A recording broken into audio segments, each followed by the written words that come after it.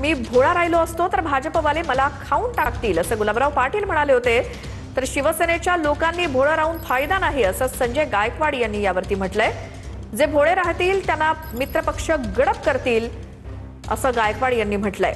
गुलाबराव पाटलांचं हे वक्तव्य आलेलं होतं की मी भोळा राहिलो असतो तर भाजपवाले मला खाऊन टाकतील।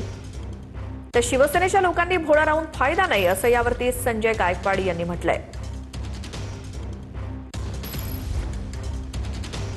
नाहीतर मग मागचे बरे होते अशी मजेची वेळ येऊ नये।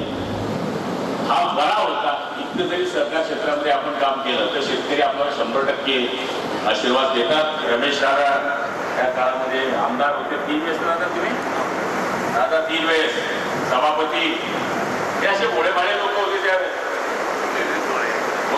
मी भोळा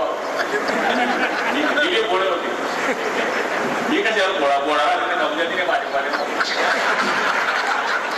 सांगायचं अर्थ असा आहे की याचं चालतं बरं गिरी बोलली तर तो तुमच्यावर चालेल कार्यक्रम। बरोबर आहे। आज कोणीही शिवसेनेच्या लोकांनी भोळा राहून फायदा नाहीये। जो भोळा राहील त्याला नक्कीच मित्रपक्ष गडप करू शकतो।